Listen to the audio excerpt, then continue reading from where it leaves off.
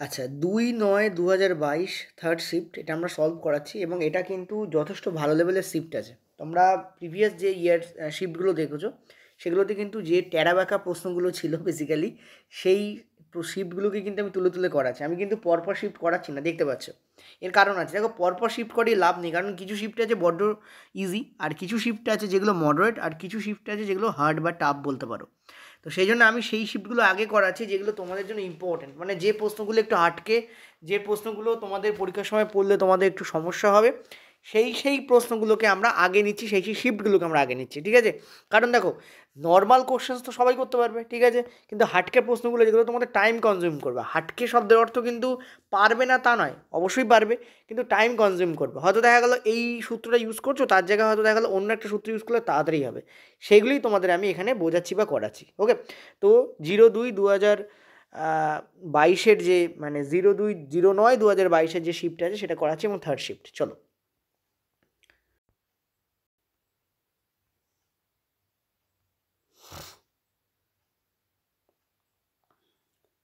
ওকে। Next যে প্রশ্ন আছে সেটা দেখো, আমাদের অ্যাকচুয়ালি ফার্স্ট প্রশ্ন, সেটা তোমাদের বলছে যে একটি 4 ওহম রোধ পাওয়ার জন্য 12 ভোল্টের কতগুলি রোধক একটি সমান্তরাল সমবায়ের সাথে যুক্ত করতে হবে। ঠিক আছে, this is the first questions. তো নিজেরা আগে ট্রাই করো, তারপর আমি তোমাদের সলিউশন বলে দেবো। যতক্ষণ পারো চেষ্টা করো, নিজেরা আগে ট্রাই করো, ভেরি ইম্পর্ট্যান্ট। বলছে 4 ওহম রোধ পাওয়ার জন্য 12 ওহমের কতগুলো রোধককে সমান্তরাল সমবায়ে যুক্ত করতে হবে। দেখো আমরা জানি যে সমান্তরাল সমবায় যখন যুক্ত করা হয় তখন 1/R1 plus 1/R2 plus 1/R3 এইভাবে আমাদের চলে, এবং লাস্টে আমরা যে রোধ পাই সেটা হচ্ছে তুল্য রোধ। ঠিক আছে, তো নিজেরা একটু সলভ করার চেষ্টা করো। কারেক্ট অ্যান্সার তোমাদের এটা বলছে। ঠিক আছে, তো কীভাবে কারেক্ট অ্যান্সার হচ্ছে চলো দেখে নেবো। দেখো এখানে অ্যান্সার বলছে তোমাদের 3টে, একটু আগেই বলেছি কীভাবে হচ্ছে। দেখো এখানে আমরা যে ফর্মুলা ইউজ করতে পারি সেটা হচ্ছে, যদি একই তোমাদের দেওয়া থাকে, দেখো এখানে একই রোধ দেওয়া আছে, 1 মিনিট, ঠিক আছে, এখানে কী দেওয়া আছে তোমাদের, 12 ওহমের রোধ যোগ করে তোমাদের 4 ওহমের রোধ করতে হবে। তো যতগুলো রোধক তোমার হবে, ধরে নিচ্ছি এক্সটি রোধক হবে, এখানে এক্স লেখো, এক্সকে 12 দিয়ে ভাগ করো, আর ওদিকে 1/4 লেখো। ঠিক আছে, এটা করলে অ্যান্সার বেরিয়ে যাবে। তো দেখতে পাচ্ছ 4, এখানে 3 কাটছে, তো এক্সের ভ্যালু কী হচ্ছে 3। এটাকে আরেকভাবে লিখতে পারো, 12/x লেখো, আর একে 4 দিয়ে ইকুয়াল টু তুমি 4 লেখো। ঠিক আছে, তাহলেও তোমার অ্যান্সার বেরোবে। একে একে কাটছো, এটা দেখো 3, তার মানে এক্সের ভ্যালু কত বেরোবে 3। বেসিক্যালি এই যেটা লিখেছি এটা হচ্ছে এর উল্টোটা, তুমি যে কোনো একটা লিখতে পারো, যে কোনো একটা তুমি করতে পারো। এটা হচ্ছে মেথড 1, এটা হচ্ছে মেথড 2। মেথড 1কে উল্টো লিখলে এইটা হয়। এখানে দেখো এক্সের তলায় 12 লিখেছি, ওই জন্য 1/4 লিখেছি, আর এখানে 12 তলায় এক্স লিখেছি, ওই জন্য জাস্ট 4 লিখেছি। তো যাই করো না কেন অ্যান্সার তোমাদের 3টেই বেরোবে। তো correct answer will be this. ঠিক আছে, এটা বেসিক্যালি কোথা থেকে বেরোয় বলে দিই, শোনো। ধরো এখানে আমাদের যে ওহম জুড়ে জুড়ে এই ওহমটা করতে হবে, যে ওহমগুলো জুড়ে জুড়ে এই ওহমটা করতে হবে, সেটা যখন একই ভ্যালু দেওয়া থাকে, যেগুলো জুড়তে হবে সেগুলোর ভ্যালু যদি একই দেওয়া থাকে, ধরে নিচ্ছি সেটা আমাদের হচ্ছে আরকে জুড়ে জুড়ে আমাদের কিছু একটাতে পরিণত করতে হবে। তুমি বলো কতগুলো আরকে তুমি জুড়তে পারো। এবং সমান্তরাল সমবায়ের ক্ষেত্রে আমরা কী করি, 1 বাই করে দিই, 1/R 1/R 1/R, এরকমভাবে তুমি দেখো চলতেই থাকবে।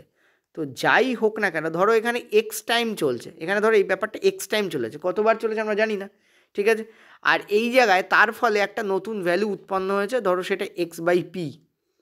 ঠিক আছে, এখানে x/p, এই p এর মান হচ্ছে এখানে 4 দেওয়া আছে, p এর মান কী দেওয়া আছে 4 দেওয়া আছে। তুমি বলো নিচে আমাদের কী থাকবে, আর থাকবে, আর ওপর আমাদের কী হবে, এই একই যোগ হবে, কতবার যোগ হবে, x বার যোগ হবে, তো x ইন্টু 1 ইকুয়াল টু করলে আমরা কী পাচ্ছি, 1/p পাচ্ছি। এইটাই তো আমি উপরে লিখেছি বেসিক্যালি, দেখো উপরে কিন্তু আমি এটাই লিখেছি, এই x/r, আর মানে কত এখানে 12, এ দেখো 12 লিখেছি, ইকুয়াল টু 1/4, এ দেখো 1/p লিখেছি, এখানে 4-এর মানই হচ্ছে p। এবার এটাকে আরেকভাবে কীভাবে লেখা যায়, এটাকে লেখা যায় r/x, দেখো 1 ইন্টু এক্স মানে তো এক্সই হয়, ইকুয়াল টু তোমাদের p, এখানে r এর মান দেখো 12, এই যে মেথড 2 যেটা করেছিলাম, আর p এর মান হচ্ছে তোমাদের 4। এভাবেও তুমি অ্যান্সার বার করতে পারো। ঠিক আছে, তো এইটাকে তুমি একটু মাথায় রাখবে, ইজিলি তোমার অ্যান্সার বেরিয়ে যাবে। চলো নেক্সট পরেরটায়। এই যে প্রশ্নটা আছে তোমাদের দ্বিতীয় প্রশ্ন, এটা খুবই কনসেপচুয়াল প্রশ্ন, আমি প্রশ্নটার অপশানে তুলিনি তোমাদের জন্য, ঠিক আছে? প্রশ্নটাকে বুঝতে হবে, তারপর তোমরা সলভ করবে। বলছে দুটি কুণ্ডলী আছে এ এবং বি, তাদেরকে পরস্পরের নিকটে রাখা হয়েছে এবং সমান্তরালে এমনভাবে রাখা হলো যে একে একটি ব্যাটারির সাথে রিওস্ট্যাট এবং চাবির সাথে যুক্ত করা হয় এবং বিকে একটা গ্যালভানোমিটারের সাথে যুক্ত করা হয়। তো নিচে বর্ণিত কোন সময় বিতে তড়িৎ প্রবাহ আবিষ্ট হবে? দুটো সময় দেওয়া হয়েছে, 0 থেকে 50 সেকেন্ড, মানে সবে স্টার্ট হচ্ছে সেখান থেকে 50 সেকেন্ড অবধি। এই সময়টাতে কি হয়েছে, এতে তড়িৎ প্রবাহ স্থায়ী ছিল, তার মানে তড়িৎ প্রবাহে কোনো ফ্ল্যাকচুয়েশন আসেনি, ঠিক আছে? নেক্সট কী বলেছে, 50 থেকে 60 সেকেন্ডে এতে তড়িৎ প্রবাহ একই হারে কমানো হলো, ঠিক আছে? ক্লিয়ার হয়েছে? ইয়েস অর নো বলো। দুটো সময়ের কথা বলা হয়েছে। আমি এটাকে একটা ছবির মাধ্যমে দেখাচ্ছি, ভালো করে বুঝবে। এই পিকচারটা এনসিইআরটির পিকচার। কী হয়েছে বলে দিই, দুটো কয়েল রাখা হয়েছে, একটা হচ্ছে কয়েল এ অ্যান্ড মানে কয়েল 1 অ্যান্ড কয়েল 2। তো তুমি এইটাকেই ওখানে কয়েল এ বলা হয়েছে আর এটাকেই কয়েল বি বলা হয়েছে, ঠিক আছে? তুমি দেখতে পাচ্ছ একটাতে আমাদের রয়েছে হচ্ছে কি, আরেকটা তোমাদের এখানে রিওস্ট্যাট ছিল, তো আমি এখানে একটা রিওস্ট্যাটও অ্যাড করে দিচ্ছি এখানে, ঠিক আছে? আর কি ছিল, আর দেখতে পাচ্ছ কয়েল 2তে তোমাদের একটা গ্যালভানোমিটার, এই যে জি ফর গ্যালভানোমিটার, এটা দেওয়া হয়েছে। গ্যালভানোমিটার কী করে, কোনো কারেন্ট যদি এর মধ্যে দিয়ে যায় তার ডাইরেকশানকে ও বের করে ফেলে, ঠিক আছে? ওকে নিয়ে নিতে পারে, বুঝতে পারে যে এর মধ্যে কারেন্ট আছে, সোজা কথা বলতে। তো সেটাই হচ্ছে গ্যালভানোমিটারের কাজ। আর রিওস্ট্যাট যেটা এখানে আমি এঁকেছি, সেটা তোমাদের কী করে, রিওস্ট্যাট বেসিক্যালি যেটা করে সেটা হচ্ছে রোধকে বাড়ায় বা রোধকে কমায়, ঠিক আছে? ফ্ল্যাকচুয়েটিং রোধ মানে চেঞ্জিং রোধ বা চেঞ্জিং বলতে পারো যে রেজিস্ট্যান্স, ঠিক আছে? তো চেঞ্জিং রেজিস্ট্যান্সকে দেখানোর জন্য আমরা রিওস্ট্যাটকে ব্যবহার করি, ঠিক আছে? এবার যেটা হচ্ছে সেটা দেখো, সেটা হচ্ছে যে দুটো কন্ডিশন দেওয়া ছিল, মনে করে দেখো। একটা কন্ডিশন কী ছিল, আমি তোমাদের এখানে লিখছি। ফার্স্ট কন্ডিশন ছিল 0 থেকে 50 সেকেন্ড অবধি। 0 থেকে 50 সেকেন্ডে কী ঘটছিল, যে কারেন্ট এর মধ্যে মানে কয়েল এর মধ্যে যে তড়িৎ প্রবাহ ছিল সেটা স্থির ছিল, অর্থাৎ কোনোরকম কোনো চেঞ্জ হয়নি। দেখো একটা জিনিস ভালো করে বুঝবে, তড়িৎ প্রবাহ এখানে কি ঘটায় সেটা বুঝবে। সেটা হচ্ছে যে যখনই তুমি এর মধ্যে তড়িৎ প্রবাহ চালিত করছো, প্রাথমিক অবস্থায় এর মধ্যে তড়িৎ প্রবাহ ছিল না, ঠিক আছে? যেই তুমি তড়িৎ প্রবাহ চালিত করলে তখন যেটা হলো সেটা হচ্ছে এর যে ম্যাগনেটিক ফিল্ড লাইন্স ছিল, ঠিক আছে, এর যে ম্যাগনেটিক ফিল্ড লাইন্স ছিল তাতে পরিবর্তন এলো, ঠিক আছে? এর যে ম্যাগনেটিক ফিল্ড লাইন্স ছিল তাতে কী এলো, তাতে পরিবর্তন এলো, ঠিক আছে? তাতে পরিবর্তন এলো এবং এই পরিবর্তন আসার ফলে, ঠিক আছে, দেখো যখনই তুমি তড়িৎ দিচ্ছ তার মানে এখানে ম্যাগনেটিক ফিল্ড লাইন্সে পরিবর্তন আসছে, এটাই আমি বলতে চাইছি। এখানে কী দিচ্ছ তুমি, কারেন্ট দিচ্ছ। এই যে কি এইটা হচ্ছে চাবি মানে এখানে সুইচ বেসিক্যালি। তোমরা ওইখানে যে চাবি লিখেছে না, চাবি বলতে এখানে সুইচ বোঝানো হচ্ছে, ঠিক আছে? এই যে সুইচটাকে যেই তুমি অন করলে তার ফলে কী হলো, এর মধ্যে তড়িৎ এলো, আর তড়িতের ফলে এখানে কী হলো, এখানে ম্যাগনেটিক এফেক্ট তৈরি হলো। এবার এই যে কয়েল এর ম্যাগনেটিক এফেক্ট, এ নামক কয়েলের ম্যাগনেটিক এফেক্ট বি নামক কয়েলের ম্যাগনেটিক যে চৌম্বক ক্ষেত্র তাকে প্রভাবিত করবে। এখানে একটা ম্যাগনেটিক ক্ষেত্র আছে নির্ঘাত, ঠিক আছে? এখানে একটা ম্যাগনেটিক ক্ষেত্র আছে নির্ঘাত, সেই ম্যাগনেটিক ক্ষেত্রকে কে প্রভাবিত করবে, এই যে এ নামক যে কয়েল আছে তার যে চুম্বক ক্ষেত্রে চেঞ্জ হচ্ছে সেই চেঞ্জ একেও পরিবর্তিত করবে, একেও আঘাত করবে, ঠিক আছে? ফলে এও পরিবর্তিত হবে। যেই এ পরিবর্তিত হবে তখন এর মধ্যে কারেন্ট তৈরি হবে। আমরা জানি যে যেমন কারেন্ট দিয়ে ম্যাগনেট তৈরি করা যায়, তেমন ম্যাগনেটিক ফিল্ড লাইন্সের পরিবর্তন ঘটিয়ে কারেন্টও তৈরি করা যায়। এটা হচ্ছে ইম্পর্টেন্ট ফ্যাক্টর। কারেন্ট দিয়ে যেমন ম্যাগনেটিক ফিল্ড লাইন্সকে পরিবর্তন করিয়ে তার ম্যাগনেটিক ইফেক্ট তৈরি করা যায়, তেমন ম্যাগনেটিক ফিল্ড লাইন্সের পরিবর্তন ঘটিয়ে কিন্তু কারেন্টের পরিবর্তন করা যায় বা কারেন্টকে ইনডিউস করানো যায়, কারেন্টকে তৈরি করা যায়। এটাকে বলা হয় ইনডিউসড কারেন্ট, অর্থাৎ ম্যাগনেটিক ফিল্ড লাইন্স দিয়ে কারেন্ট তৈরি হচ্ছে, ঠিক আছে? এটাকে কি বলা হয়, ইনডিউসড কারেন্ট, মানে তৈরি করা কারেন্ট বা ঢুকিয়ে দেওয়া কারেন্ট বা ওর মধ্যে উৎপন্ন হওয়া কারেন্ট, ঠিক আছে? ক্লিয়ার হয়েছে? সুইচ অন বা অফ করার ফলে হচ্ছে না এটা, এতে যে ম্যাগনেটিক ফিল্ড লাইন্স আছে সেই ম্যাগনেটিক ফিল্ড লাইন্স পরিবর্তিত হচ্ছে। কেন? কারণ তুমি কয়েল এতে কী দিচ্ছ, কারেন্ট দিচ্ছ।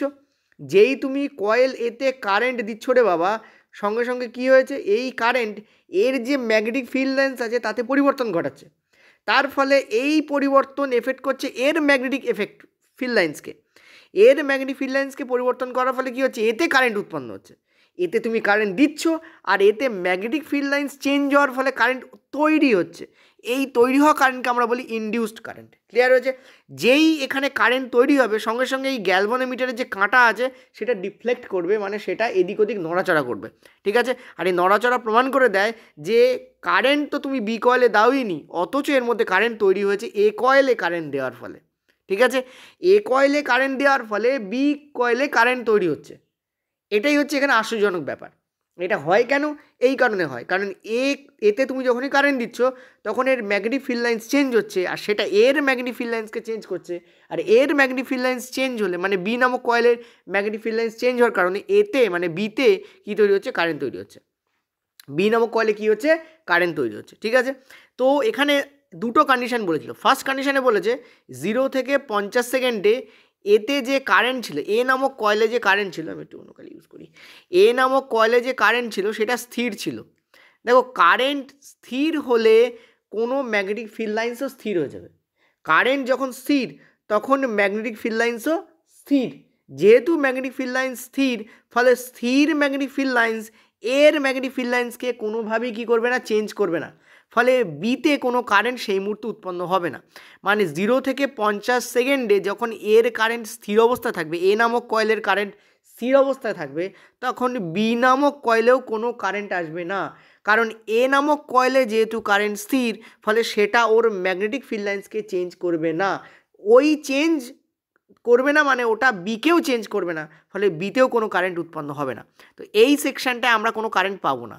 কিন্তু 50 থেকে 60 সেকেন্ডে ওখানে বলেছে এর যে কারেন্ট আছে, এ নামক কয়েলের যে কারেন্ট আছে, তার কারেন্টকে কী করা হচ্ছে? আস্তে আস্তে ধীরে ধীরে কমানো হচ্ছিল। ঠিক আছে?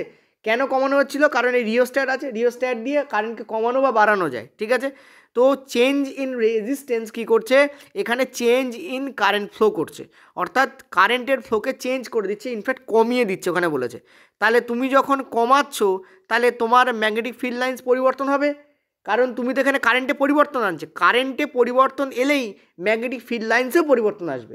তাহলে এ নামক কয়েলসের ম্যাগনেটিক ফিল্ড লাইন্সে যেই পরিবর্তন আসবে সেটা বি নামক কয়েলের ম্যাগনেটিক ফিল্ড লাইন্সকে এফেক্ট করবে। তার ফলে বি নামক কয়েলের যে ম্যাগনেটিক ফিল্ড লাইন্স পরিবর্তিত হলে তাতেও কিন্তু কারেন্ট উৎপন্ন হবে। অর্থাৎ আমি বলতে চাইছি কি, চেঞ্জ যদি হয় ম্যাগনেটিক ফিল্ড লাইন্সে তাহলে অনলি তখনই কারেন্ট উৎপন্ন হতে পারে। স্টেডি ম্যাগনেটিক ফিল্ড লাইন্সে কোনো কারেন্ট উৎপন্ন হয় না। তার মানে এখানে 50 থেকে 60 সেকেন্ডে যখন তুমি ক্রমিকভাবে এ নামক কয়েলে কারেন্ট ফ্লোকে চেঞ্জ করছো, মানে কমাচ্ছ, তখনই বি নামক কয়েলের ম্যাগনেটিক ফিল্ড লাইন্স ওরকমভাবে কমছে, যার ফলে কি হচ্ছে? বি নামক কয়েলের তড়িৎ উৎপাদন যেটা, সেটাও ফ্ল্যাকচুয়েট হচ্ছে, ফলে গ্যালভানোমিটারে সেটা শো হবে। বোঝাতে পারলাম আমি? কতক্ষণ ধরে বোঝালাম ভাবো? কারণ এই ব্যাপারটাই খুব জটিল, যার ফলে অনেকের মাথায় ঢোকে না। সেই জন্য আমি তোমাদের এতবার বারবার বললাম। চলো এবার মেন কোশ্চেনে যাই। এই জন্য দেখো অপশান বি এখানে কারেক্ট করেছে। দেখো এই জন্য অপশান বি এখানে কারেক্ট করেছে, কারণ অপশান বিতে কী ছিল? 50 থেকে 60 সেকেন্ডে তড়িৎ প্রবাহ একই হারে কমানো হচ্ছে। যখন কমছে তার মানে ম্যাগনেটিক ফিল্ড লাইন্স চেঞ্জ হচ্ছে, আর ওই চেঞ্জ বিকেও চেঞ্জ করাবে, ফলে ওর তড়িৎ প্রবাহের ক্ষেত্রেও পরিবর্তন দেখা দেবে। তাহলে আমরা কি বলবো? কোশ্চেনটা কী বলেছিল বলো? নিচে বর্ণিত কোন সময় বিতে আবিষ্ট তড়িৎ প্রবাহ দেখা যাবে, বা তড়িৎ প্রবাহ আবিষ্ট হবে। আবিষ্ট হবে মানে ইনডিউসড হবে। তো ইন্ডাকশান কখন হবে? ইন্ডাকশান এটা, ঠিক আছে, জাস্ট এ মিনিট। ইন্ডাকশান কখন হবে? তড়িতের ইন্ডাকশান কখন হবে? যখন তুমি চেঞ্জ করছো, কমাচ্ছ বা বাড়াচ্ছ। এখানে কমাতে বলেছে, কমালেও ইন্ডাকশান চেঞ্জ হবে, তড়িৎ প্রবাহ ইন্ডাকশান চেঞ্জ হবে। বাড়ালেও তড়িৎ প্রবাহ ইন্ডাকশান চেঞ্জ হবে, কিন্তু স্থায়ী রাখলে তড়িৎ প্রবাহ ইন্ডাকশান চেঞ্জ হয় না। সো অপশান বিতেই আমরা দেখতে পাবো, ওই জন্য অপশান বি কারেক্ট বলেছে। ঠিক আছে, চল নেক্সট পরেরটাতে দেখো। নেক্সট প্রশ্ন তোমাদের কি বলেছে? এই প্রশ্নগুলোকে কিন্তু এডিট করে রাখা হয়েছে, মানে দেখো প্রশ্নগুলোকে বড় করে রাখা হয়েছে। প্রত্যেকটা প্রশ্ন বড় করতে এবং কেটে সমান করতে প্রচণ্ড সময় লাগে, ঠিক আছে, এবং তারপরে কিন্তু তোমাদের স্লাইডটা তৈরি করা হয় এবং তারপরে আমি পড়াতে পারি। সো বুঝতে পারছো এর পেছনে অনেকটা খাটনি থাকে, এটা বোঝা জরুরি তোমাদের। কি বলছে দেখো, একটি বস্তুকে একটি লেন্স থেকে 40 সেন্টিমিটার দূরে স্থাপন করা হয়, যার ফোকাস দৈর্ঘ্য হচ্ছে 20 সেন্টিমিটার। নিচের কোন বিকল্পটি গঠিত প্রতিবিম্বের প্রকৃতি এবং আপেক্ষিক আকার সম্পর্কে সঠিক বর্ণনা দেবে? এটাই বলতে চেয়েছে বেসিক্যালি। ঠিক আছে, ভেরি ইম্পর্টেন্ট কোশ্চেন্স এবং ভেরি কমন কোশ্চেন্সও বটে, উত্তর লেন্সের ক্ষেত্রে বলেছে। ঠিক আছে, উত্তল লেন্সে আমরা জানি দুই টাইপের প্রতিবিম্বই উৎপন্ন হয়, সৎ এবং অসৎ। তো ট্রাই করো নিজেরা। দেখো এখানে বলেছে সৎ, অবশিষ্ট এবং একই আকারের। ঠিক আছে, সৎ, অবশিষ্ট এবং একই আকারের প্রতিবিম্ব উৎপন্ন হবে। দেখো আমরা এখানে পড়ছি উত্তল লেন্স। ঠিক আছে, এই হচ্ছে উত্তল লেন্স। উত্তল লেন্সে আমরা জানি এইটা হচ্ছে আমাদের ও মানে অপটিক্যাল সেন্টার। ঠিক আছে, আর এর থেকে যে দূরত্বে আমাদের ফোকাস অবস্থান করে তার থেকে ডবল দূরত্বে আমাদের কি অবস্থান করে, 2f ডিস্ট্যান্সে আমাদের অবস্থান করে হচ্ছে, মানে 2f ডিস্ট্যান্স আছে। এবার এটা এদিকেও আছে, আবার আমরা জানি আমাদের এদিকেও আছে। ঠিক আছে, আমরা জানি আমাদের এদিকেও আছে। ঠিক আছে, এবার দেখো আমাদের এখানে কি বলেছে, 20 সেমি ফোকাস দৈর্ঘ্য। এর যে দৈর্ঘ্য, এই যে দূরত্বটা, এই দূরত্বটা কত, আমাদের দূরত্ব বলেছে আমাদের 20 সেন্টিমিটার। আর আমাদের রাখতে বলেছে কোথায়, 40 সেন্টিমিটার, মানে 2f-এর ওপর রাখতে বলেছে। কারণ এখান থেকে এই ডিস্টেন্সটাই হচ্ছে আমাদের 40 সেন্টিমিটার। এই ডিস্টেন্সটাই কত আমাদের 40 সেন্টিমিটার। ঠিক আছে, এই ডিস্টেন্সটা আমাদের 40 সেন্টিমিটার। এবার কি বলেছে, এইখানে এই পয়েন্টে এইখানে আমাদের কি রাখতে বলেছে, একটা বস্তুকে রাখতে বলেছে। তো আমরা জানি 2f-এ কোনো বস্তুকে রাখলে তার যে প্রতিবিম্ব উৎপন্ন হয় সেটা উৎপন্ন হয় সমান আকারের বা একই আকারের, সমান বা একই আকারের। অর্থাৎ বস্তু যে আকারের হবে একই আকারের, অর্থাৎ বস্তু যে আকারের হবে সেম আকারের প্রতিবিম্ব এখানে পাওয়া যায়। এবং এই প্রতিবিম্বটা সৎ প্রতিবিম্ব হয়, আর সৎ প্রতিবিম্ব সবসময় উল্টো হয়। উল্টোকেই এখানে অবশিষ্ট বলা হয়েছে। উল্টোকে কি বলা হয়েছে এখানে, অবশিষ্ট বলা হয়েছে। এবার সৎ প্রতিবিম্ব উত্তল লেন্সের ক্ষেত্রে আমরা জানি ডান দিকে উৎপন্ন হয়, রাইট সাইডে উৎপন্ন হয়। ঠিক আছে, আর অবতল লেন্সের ক্ষেত্রে কোথায় উৎপন্ন হয়, দেখো সরি অবতল দর্পণের ক্ষেত্রে কোথায় উৎপন্ন হয়, লেফট সাইডে উৎপন্ন হয়। এটা অলওয়েজ মাথায় রাখবে। উত্তল লেন্সের ক্ষেত্রে সৎ প্রতিবিম্ব উৎপন্ন হয় রাইট সাইডে। ঠিক আছে, ফলে উত্তল লেন্সের ক্ষেত্রে সৎ প্রতিবিম্ব দূরত্ব কিন্তু পজিটিভ হয়। এই জায়গায় আমরা ভি এর যে মান নেই সেটা আমরা কি নেই, পজিটিভ নেই। ঠিক আছে, কারণ সৎ প্রতিবিম্ব উত্তল লেন্সের ক্ষেত্রে কোন দিকে অবস্থান করে, রাইট সাইডে অবস্থান করে। This is very important. আর এটা কোথায় উৎপন্ন হবে জানো, 2f-এ দিলে প্রতিবিম্ব 2f-এই উৎপন্ন হয়। ঠিক আছে, 2f-এ যদি কোনো প্রতিবিম্বকে রাখো তাহলে প্রতিবিম্ব 2f-এই উৎপন্ন হবে। এবার যদি তোমাদের জিজ্ঞেস করে কোন 2f, এই 2f না এই 2f, মনে রাখবে এই 2f-এ উৎপন্ন হয়। ঠিক আছে, এই 2f উৎপন্ন হবে এবং 2f-এর নিচের দিকে উৎপন্ন হবে, কারণ সৎ প্রতিবিম্ব সবসময় মনে রাখবে উল্টো উৎপন্ন হয়।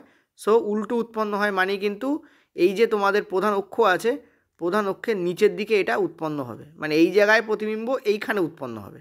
এই 2f-এ রাখলে এই 2f-এ উৎপন্ন হবে। ঠিক আছে, এবং সেটা নিচের দিকে উৎপন্ন হবে, মানে এর দেখো মাথা দেখো যা আছে এটা দেখো সেটা নিচের দিকে চলে আসছে, মানে উল্টো হবে। ঠিক আছে, প্রত্যেকটা পয়েন্ট ইম্পর্টেন্ট, কারণ এর উপর বেস করে কিন্তু থিওরি বেস প্রশ্ন তো দিচ্ছে, এখানে ফিগার বেস প্রশ্ন কিন্তু দেওয়া যেতে পারে, গুলিয়ে যাবে। ঠিক আছে, চলো নেক্সট পরেরটা।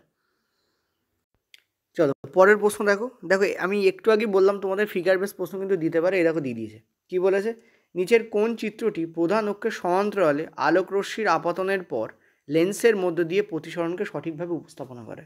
অর্থাৎ যখন কোনো আলোক রশ্মি প্রধান অক্ষ, কোনটা প্রধান অক্ষ, এই যে এইটা হচ্ছে প্রধান অক্ষ, এই প্রধান অক্ষের সমান্তরালে যায় তখন আলোক রশ্মি কিসের মধ্য দিয়ে যায়, এটা উত্তল লেন্স আছে, তো উত্তল লেন্সে কিসের মধ্যে দিয়ে যাবে, এফের মধ্যে দিয়ে যাবে। আমরা সবাই জানি আলোক রশ্মি যখনই সমান্তরাল হয় প্রধান অক্ষের প্রিন্সিপাল অ্যাক্সিসে তখন সেটা প্রতিসরণের পর এফের মধ্যে দিয়ে যায়। তো ফার্স্ট অপশনই আমরা দেখতে পাচ্ছি কারেক্ট, কারণ এখানেই দেখো এফের মধ্যে দিয়ে রয়েছে।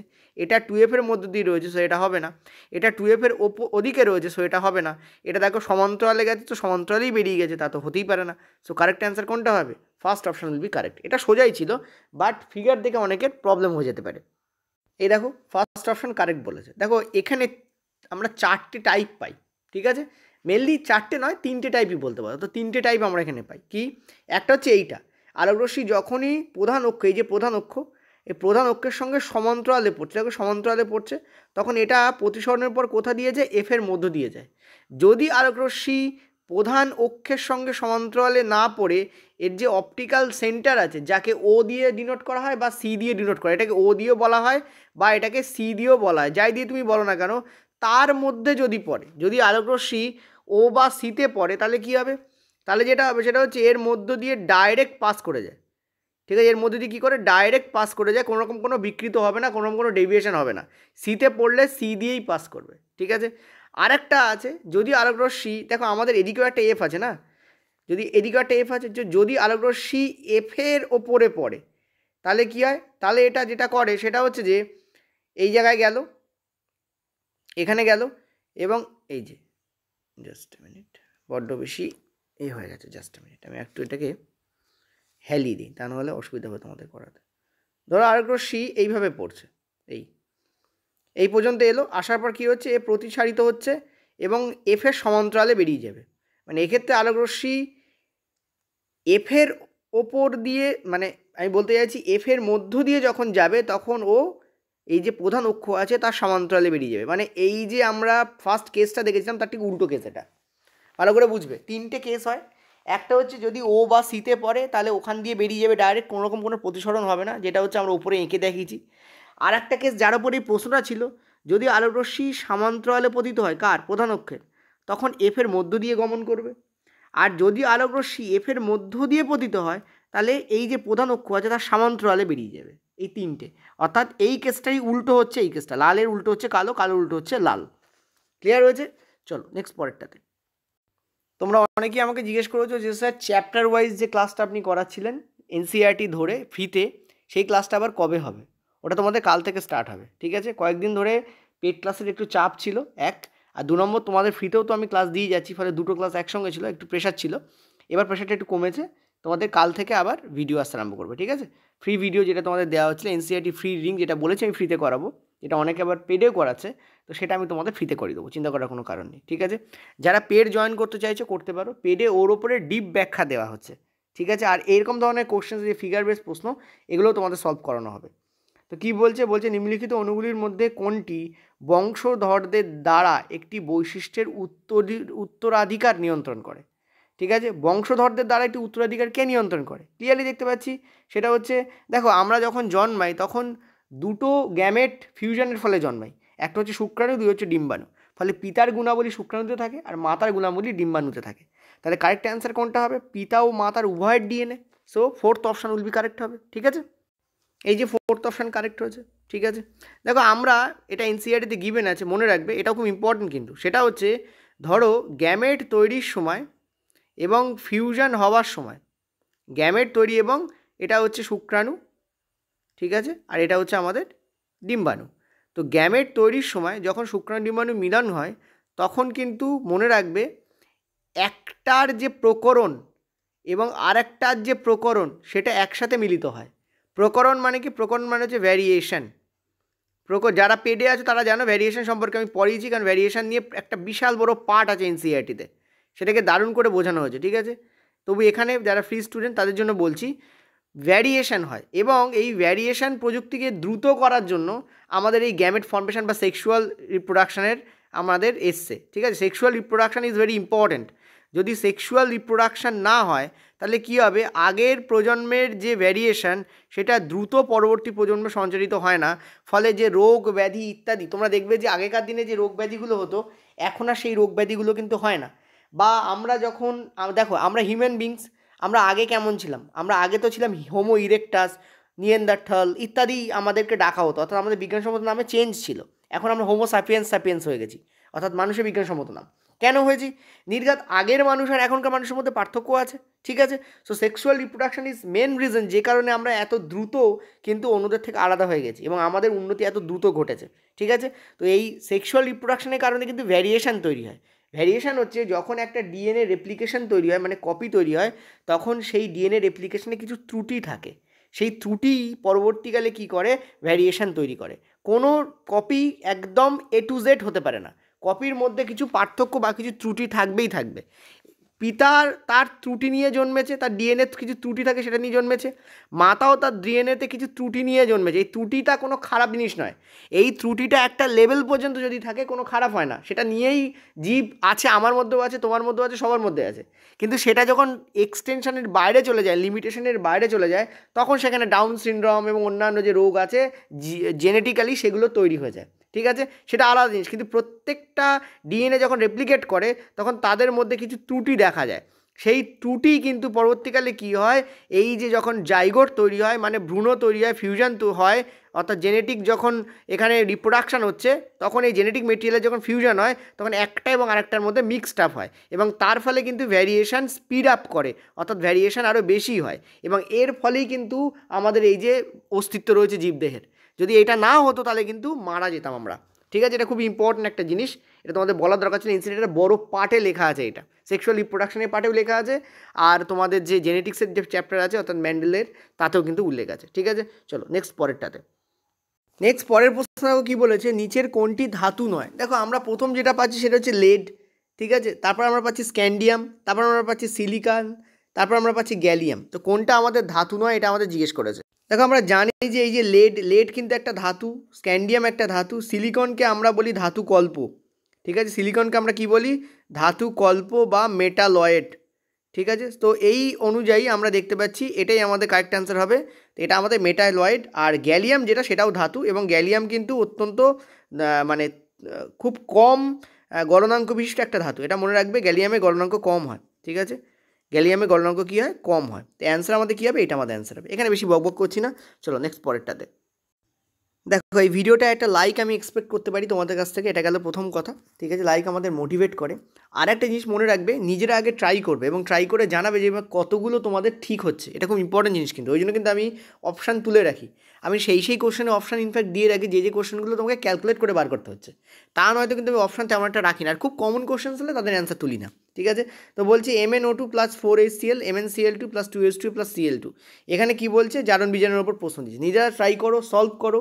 ঠিক আছে, ভিডিও পজ করো, করে ট্রাই করো আগে, তারপর আমার সলিউশন দেখবে এবং নিচে লিখবে কমেন্টে যে কতগুলো ঠিক হচ্ছে। অপশান কি বলছে, MnO2 জারিত হচ্ছে। দেখো MnO2 জারিত কেন হচ্ছে বলা হচ্ছে, দেখো এখানে অক্সিজেন বেরিয়ে যাচ্ছে, তুমি দেখতে পাচ্ছ, এবং তার জায়গায় ক্লোরিন চলে আসছে। অক্সিজেন বেরিয়ে যাওয়াকে আমরা কি বলি, বিজারণ বলি। ঠিক আছে, সো MnO2 বিজারিত হচ্ছে। ঠিক আছে, MnO2 কী হচ্ছে, বিজারণ হচ্ছে। ওকে, আর একটা জিনিস ভালো করে খেয়াল করো, প্রথম অপশানে দেখো MnO2 জারণ বিজারণ বিক্রিয়ার মধ্য দিয়ে যায় না, এটা তো নয়, কারণ MnO2 বিজারণ হচ্ছে, সেটা তো কারেক্ট নয়। নেক্সট হচ্ছে MnCl2 বিজারিত হয়ে MnO2 তৈরি করে। তুমি ক্লিয়ারলি দেখতে পাচ্ছ যে বিজারণটা এদিক থেকে এদিকে হচ্ছে, বিজারণটা এদিক থেকে এদিকে হচ্ছে। ঠিক আছে, নাকি এদিক থেকে এদিকে, সো কারেক্ট অ্যান্সার এটা তো আমাদের হবে না। নেক্সট আমাদের MnO2 জারিত হচ্ছে, তুমি দেখতে পাচ্ছ অক্সিজেন বেরিয়ে যাচ্ছে, বেরিয়ে যাওয়াকে আমরা জারণ বলি। অক্সিজেন বেরিয়ে যাওয়াকে আমরা কী বলি, জারণ বলি। সরি, অক্সিজেন বেরিয়ে যাওয়াকে কী বলি, বিজারণ বলি। যে লিখেছি, অক্সিজেন বেরিয়ে যাওয়াকে আমরা কী বলি, বিজারণ বলি। এটা তো জারণ হচ্ছে, এটা তো হবে না, তো অক্সিজেন তো জারিত হচ্ছে না, MnO2 তো জারিত হচ্ছে না, এটাও কেটে যাচ্ছে। তো কারেক্ট অ্যান্সার কী হবে এখানে, এইটা আমাদের কারেক্ট অ্যান্সার হবে।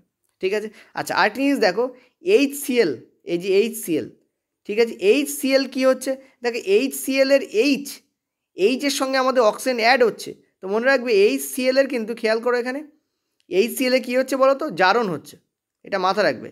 HCl এ কী হয়, জারণ হচ্ছে। আরেকটা জিনিস মনে রাখবে, এই যে ক্লোরিন কীভাবে তৈরি হয়, ক্লোরিন কিন্তু বিজারণের ফলে তৈরি হয়। কীভাবে বিজারিত হচ্ছে, দেখো এই যে HCl, খেয়াল করো, এই যে HCl এর বিজারণের ফলে কিন্তু ক্লোরিন তৈরি হচ্ছে। কেন, কারণ দেখো এখানে HCl ছিল, কিন্তু এখানে ক্লোরিন কী করে তৈরি হয়েছে, এইচকে রিমুভ করে দেওয়ার ফলে ক্লোরিন তৈরি হয়েছে। তার মানে ক্লোরিন কিন্তু বেসিক্যালি এখানে তৈরি হচ্ছে কীভাবে, হাইড্রোজেন রিমুভালের কারণে। আর হাইড্রোজেনের রিমুভালকে আমরা কী বলি, জারণ বলি। এখানে ক্লোরিন কিন্তু তৈরি হয় জারণের ফলে, এটাও মাথা রাখবে, ভেরি ভেরি ইম্পর্টেন্ট। ঠিক আছে, চলো নেক্সট পরেরটাতে। দেখো পরের প্রশ্ন দেখো, বলছে হৃদস্পন্দন শনাক্তকরণে কোন যন্ত্র সাহায্য করে। আমরা সবাই জানি এটা অ্যান্সার হবে আমাদের কি, স্টেথোস্কোপ। ঠিক আছে, দেখো এই যে এখানে রয়েছে স্ফিগমোম্যানোমিটার, এটা কি করে, আমাদের ব্লাড প্রেশার মাপতে ব্যবহার করা হয়, তো বিপি বলে লিখলাম। স্টেথোস্কোপ কি করে, স্টেথোস্কোপ হচ্ছে আমাদের যে হার্টবিট আছে, শুধু হার্টবিট নয়, বিভিন্ন শরীরের ভেতর যদি কোনো সাউন্ড আসে তো সেটা মাপতে আমাদের কিন্তু স্টেথোস্কোপ ব্যবহার করা হয়, তো হার্টবিট মেনলি। থার্মোমিটার আমরা সবাই জানি ফিভার মাপতে, জ্বর মাপতে ব্যবহার করা হয়। দেহের টেম্পারেচার, বেসিক্যালি বডি টেম্পারেচার মাপতে ব্যবহার করা হয়। ঠিক আছে, বডি টেম্পারেচার। বাট এই নিচেটা সম্পর্কে তো অনেকে জানো না। স্পাইরোমিটার কী কাজ লাগে, বেসিক্যালি স্পাইরোমিটার হচ্ছে তোমার ফুসফুসে কতটা হাওয়া যাচ্ছে। ঠিক আছে, তোমার ফুসফুসে কতটা শ্বাস যাচ্ছে, volume of air in your lung, কতটা শ্বাস যাচ্ছে। ঠিক আছে, সেটা আমরা এই স্পাইরোমিটারের সাহায্যে মাপি। নেক্সট পরেরটা চলো। নেক্সট প্রশ্ন, যে প্রক্রিয়ার মাধ্যমে সালোক সংশ্লেষে দ্রবণীয় পদার্থ উদ্ভিদের নানা অংশে পরিবাহিত হয় সেই প্রক্রিয়াটাকে কি বলা হয়। ঠিক আছে, অভিস্রাবণ, বাষ্পমোচন, ব্যাপন এবং ট্রান্সলোকেশন। চলো অ্যান্সার দাও, ভিডিও পজ করো, নিজের অ্যান্সার দাও, তারপর আমার সলিউশন দেখো। Answer will be translocation. দেখো ট্রান্সলোকেশন কাকে বলা হয়, ধরো এখানে একটা উদ্ভিদের কোষ আছে, ঠিক আছে, এখানে উদ্ভিদের আরেকটা কোষ আছে, ঠিক আছে। এবং এই দুটো কোষের মধ্যে যখন কোনো বিনিময় হয়, আদান প্রদান হয়, ঠিক আছে, তখন সেটা মেনলি দুটোভাবে হয়। এক অভিস্রাবণের মাধ্যমে হয়, ঠিক আছে, আর দুই হচ্ছে ব্যাপনের মাধ্যমে হয়। এই দুটো প্রসেস ব্যবহার করা হয়। অভিস্রাবণ একটা স্পেশাল টাইপের ব্যাপন, যেটা তোমাদের অর্ধভেদ্য পর্দার মধ্য দিয়ে হয়, ঠিক আছে। অর্ধভেদ্য পর্দার মধ্যে দিয়ে হয়, ব্যাপনে অর্ধভেদ্য পর্দা আসে না, ঠিক আছে। অসমোসিস আর এটা হচ্ছে ডিফিউশন। আচ্ছা, কিন্তু বাষ্পমোচন কি? আমরা সবাই জানি। এই দুটো তো অ্যান্সার ওই কারণে হবে না। তোমরা বললো স্যার হ্যাঁ কোষ থেকে কোষে যাচ্ছে, অ্যান্সার তো হবে। খেয়াল করে দেখো, এখানে বলছে উদ্ভিদের অন্যান্য অংশে যায়। দেখো একটা গাছের, ভালো করে বুঝবে, একটা গাছের যে অংশ থাকে তাতে কিন্তু অনেক দূর অবধি খাদ্য পরিবহন করার দরকার পড়ে। একটা মূল রসে, মানে মূলের কোষে যে রস বা যে খাদ্য গেল, বা পাতায় যে খাদ্য উৎপন্ন হলো, সেটা কিন্তু উদ্ভিদের বিভিন্ন জায়গায় চলে যাওয়ার ব্যাপার থাকে। আর এত উঁচুতে উদ্ভিদকে উঠতে গেলে, ওই যদি কোষ বাই কোষ উঠতে হয়, তাহলে একটা অণুকে উদ্ভিদের পা থেকে মাথা অবধি নিয়ে যেতে গেলে প্রচুর সময় লেগে যাবে, আর ততদিনে গাছটা তো মরেও যেতে পারে। যার ফলে আমরা ব্যবহার করি, গাছ ব্যবহার করে ট্রান্সলোকেশন পদ্ধতি। কি পদ্ধতি ব্যবহার করে? ট্রান্সলোকেশন পদ্ধতি। ট্রান্সলোকেশন পদ্ধতি দুটোভাবে হয়, একটা হচ্ছে জাইলেম, দুই হচ্ছে ফ্লোয়েমের মাধ্যমে, ঠিক আছে। দুই হচ্ছে কি? ফ্লোয়েমের মাধ্যমে। জাইলেম এবং ফ্লোয়েম মূলত ট্রান্সলোকেশন করে। ফ্লোয়েম খাদ্য ট্রান্সলোকেশন করে এবং জলকে ট্রান্সলোকেশন করে, খাদ্য আর জল, ঠিক আছে। যেখানে জাইলেম কেবলমাত্র জলকে ট্রান্সলোকেট করে। তবে পরবর্তীকালে দেখা গেছে জাইলেমও অনেক অংশে অনেক জায়গায় খাদ্যকে নিয়ে যেতে পারে, বাট সেটা আমরা হায়ার যে স্টাডিজ তাতে আমরা দেখবো, এসবের দেখার দরকার নেই এখন। মূলত যেটা মনে রাখো সেটা মনে রাখো যে খাদ্য এবং জল এই দুটোকে বিভিন্ন জায়গায় নিয়ে যায়। ফ্লোয়েমের যে মুখী হয় সেটা দ্বিমুখী হয়। ফ্লোয়েম যেমন কাণ্ডের দিকে যায়, তেমন মূলের দিকেও আসতে পারে। জাইলেম কিন্তু একমুখী হয়। জাইলেম মূলত মূল থেকে কাণ্ডের দিকে, অর্থাৎ পাতায় বা অন্য জায়গায় কী করে, জল এবং জলে দ্রবীভূত বিভিন্ন যে তোমাদের খনিজ পদার্থ, তাকে কিন্তু নিয়ে যায়। বাষ্পমোচন সম্পর্কে আমরা তো সবাই জানি, সেটা হচ্ছে যে আমাদের স্টোমাটা থাকে সেই স্টোমাটা দিয়ে গ্যাস বেরিয়ে যায়, O2 আমাদের বেরিয়ে যায় এবং CO2 আমাদের ইনটেক হয়। এবং সেটা মেনলি কখন হয়? আমরা জানি যে শ্বাসকষ্টের সময় হয়, CO2 ইনটেক হয়, O2 বেরিয়ে যায়, আর সেটা কিন্তু বাষ্পমোচন বলে। আর এটা কিন্তু আমাদের স্টোমাটা দিয়ে হয়, ঠিক আছে। চল নেক্সট পরেরটাতে। পরের প্রশ্ন, তোমাদের এই ছকটাকে এখানে চিহ্নিত করতে বলেছে, মানে ম্যাচ করাতে বলছে। যৌগ দেওয়া আছে এবং তার নাম দেওয়া আছে, তোমাদের চিহ্নিত করতে বলেছে। আমি তোমাদের অনেকবার বলেছি জৈব রসায়নে এই টাইপের প্রশ্ন পড়া কিন্তু নর্মাল ব্যাপার, আর চেনাটাও খুব নর্মাল ব্যাপার। আমি তোমাদের পেডেও করিয়েছি, ফ্রিতেও কিন্তু জৈব রসায়নের ক্লাস আমি করিয়েছি, ঠিক আছে। সো আইডেন্টিফাই করো কোনটা কী। চলো দেখো, অ্যান্সার আমি বলে দিয়েছি। নিজেরা কিন্তু ভিডিও পজ করে উত্তর দেখবে না, আগে ভিডিও পজ করে নিজেরা ট্রাই করবে, ঠিক আছে। দেখো বেঞ্জিনের সংকেত কী? আমরা জানি বেঞ্জিন হচ্ছে একটা সাইক্লিক তোমাদের হাইড্রোকার্বন, এবং সাইক্লিক হাইড্রোকার্বন বেঞ্জিনের যে সংকেত আমরা সবাই জানি C6H6 হয়। তার মানে এখানে বি এর সঙ্গে 1 ম্যাচ করবে। তো দেখো কোথায় বি এর সঙ্গে 1 ম্যাচ করানো আছে, দেখো এর সঙ্গে 1-এর সঙ্গে এ ম্যাচ করানো আছে, হুইচ ইজ রং। 1-এর সঙ্গে ডি ম্যাচ করানো আছে, রং। 1-এর সঙ্গে দেখো বি ম্যাচ করানো আছে, সো এটাই আমাদের কারেক্ট অ্যান্সার হবে। এটাও নয়, এটাও। তো এই একটাতেই আমরা ম্যাচ করে উত্তর পেয়ে যাচ্ছি, ঠিক আছে। কিন্তু পরীক্ষার সময় এরকম নাও হতে পারে, এটাই হয়তো হয়ে গেছে, বাট নাও তো হতে পারে, ঠিক আছে। তো সবকটা একবার আমরা দেখে নিই। দেখো ইথেন আছে, ইথেন মানে হচ্ছে এটা কি? এটা হচ্ছে অ্যালকেন। এটা হচ্ছে কি তোমাদের? অ্যালকেন, ওকে। আর অ্যালকেনের ফর্মুলা আমরা কি জানি? আমরা জানি CnH2n+2, এ হচ্ছে অ্যালকেনের ফর্মুলা। আর এখানে ইথ দেওয়া আছে, ইথ মানে দুটো কার্বনকে বোঝায়। তো এনের ভ্যালু যদি এখানে 2 হয়, তাহলে 2 দুগুণে 4, 4 দুগুণে 6, তার মানে এখানে কী হবে? C2H6 হবে। তো C2H6 কোথায় আছে দেখো, তুমি দেখতে পাচ্ছ ক্লিয়ারলি, কোথাও কিন্তু C2H6 নেই। আছে কোথাও? C2H6 কিন্তু কোথাও নেই, কিন্তু অন্যভাবে এটাকে দেওয়া আছে। কোথায় দেওয়া আছে? এই যে, এই দেখো। তোমরা মনে রাখবে এইটাকে এইভাবে লেখা যায়। দেখো একটা কার্বনের সঙ্গে 3টে হাইড্রোজেন বন্ড হয়, এবং সেমভাবে আর একটা কার্বনের সঙ্গে কিন্তু 3টে হাইড্রোজেন এখানে কী হয়? বন্ড হয়, ঠিক আছে। তো এইভাবে আমরা একে লিখতে পারি CH3CH3। ক্লিয়ার হয়েছে? তো এইটাই দেখো এখানে লেখা রয়েছে CH3CH3, দেখো এই জায়গায় লেখা রয়েছে, এই দেখো CH3CH3 লেখা রয়েছে। তো এখানে অ্যান্সার কিন্তু আমাদের এই যে এ দাগটা তোমাদের ভি এর সঙ্গে ম্যাচ করবে, ঠিক আছে। মানে বেসিক্যালি এখানে বলতে চাইছি ইথেন, ঠিক আছে। জাস্ট মিনিট, এখানে কীভাবে দেওয়া রয়েছে, ইথেনই তো দেওয়া আছে। তো 2-এর সঙ্গে আমাদের যারা 5 আছে না, 5-এর সঙ্গে ম্যাচ করবে হচ্ছে এ। হ্যাঁ, এই লাস্টে দেওয়া আছে, আচ্ছা এইভাবে দেওয়া আছে। 5-এর সঙ্গে আমার ম্যাচ করবে এ, এই যে 5-এর সঙ্গে দেখো এ ম্যাচ করবে। ঠিক আছে, ক্লিয়ার হয়েছে, বুঝিয়ে দিলাম। নেক্সট চলো আর একটা বোঝাই। দেখো এখানে আর কি আছে তোমাদের, বেঞ্জিন তো বলেই দিয়েছি। আচ্ছা, অ্যাসিটালডিহাইড, অ্যালডিহাইড, ঠিক আছে। অ্যালডিহাইডের শেষে কী থাকে আমরা জানি, সিএইচও থাকে। অ্যালডিহাইডের শেষে কী থাকে, সিএইচও থাকে। তার মানে 3টা কিন্তু সিই হবে। দেখো এখানে একটাতেই সিএইচও আছে, দেখতে পাচ্ছি একটাতেই কী আছে, সিএইচও আছে। আর অ্যালডিহাইডের যে সাফিক্স, সেই সাফিক্স আমাদের সিএইচও হয়, এবং সিঙ্গেল বন্ড সিএইচও হয়, নট ডবল বন্ড। অনেক সময় পরীক্ষার সময় এই সিএইচটাকে লিখে দিতে পারে ডবল বন্ড দিয়ে সিএইচও। এটা কিন্তু অ্যালডিহাইড হবে না, শুধু সিএইচও মনে রাখলেই হবে না। কেমন সিএইচও, সিঙ্গেল বন্ড সিএইচও হবে। ঠিক আছে, সিঙ্গেল বন্ড সিএইচও হবে। তো এটা আমাদের কারেক্টই আছে, এটা এর সঙ্গে ম্যাচ করে যাবে। নেক্সট হচ্ছে ইথিন। ইথিন হচ্ছে অ্যালকিন, কিন। ঠিক আছে, ইথিন কি, ইথিন হচ্ছে অ্যালকিন। অ্যালকিন, অ্যালকেন, মানে অ্যালকেন, অ্যালকিন আর অ্যালকাইন হয়।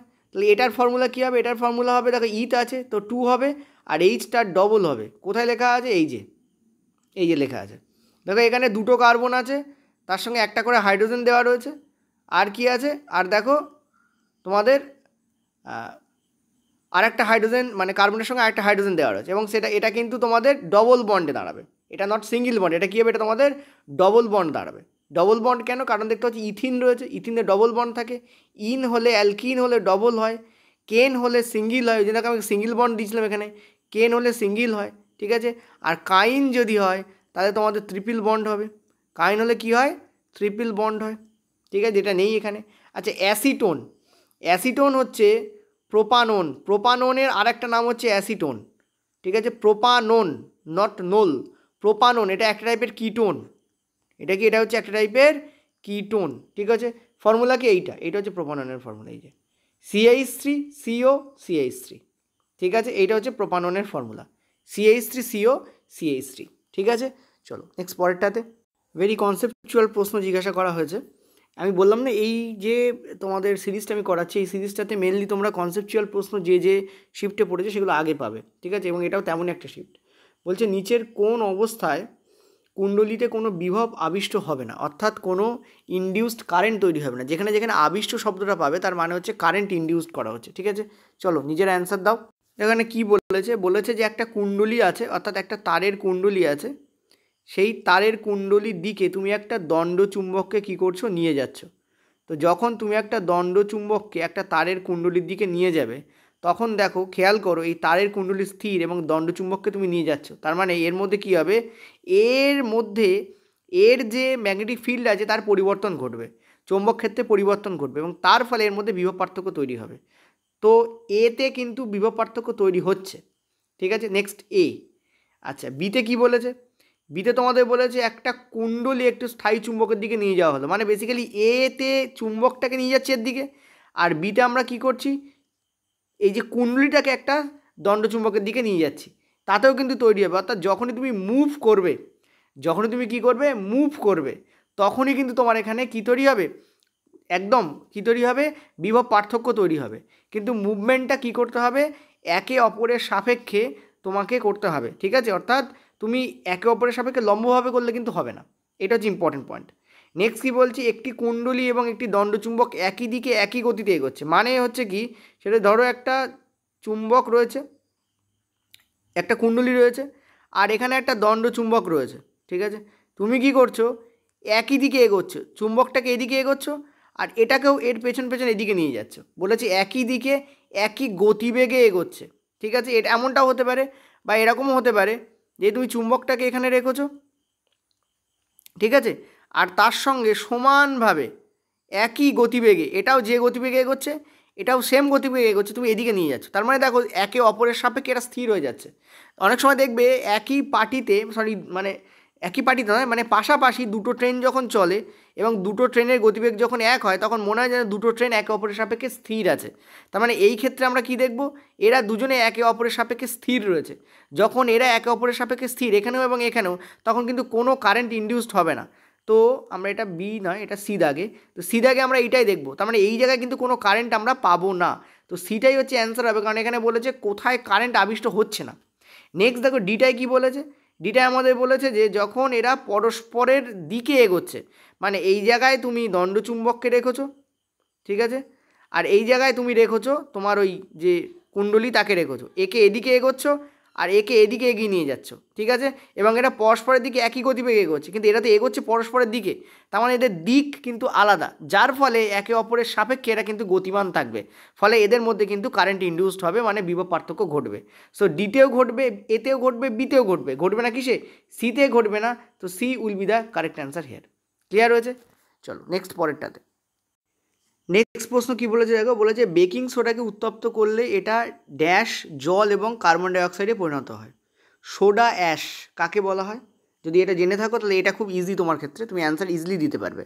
দেখো বেকিং সোডা অর্থাৎ সোডিয়াম বাইকার্বনেট, দেখো এখানে ব আছে আর এতেও ব আছে, এই যে বাই মানে হচ্ছে হাইড্রোজেন, NaHCO3, একে যখন তুমি তাপ দেবে, কী দেবে তুমি, হিট দেবে, তাপ দেবে, তখন এটা Na2CO3-তে কনভার্ট হয়ে যায়, অর্থাৎ সোডিয়াম কার্বনেটে কনভার্ট হয়, তার সঙ্গে তোমাদের জল এবং তার সঙ্গে তোমাদের CO2 উৎপন্ন হয়, ঠিক আছে।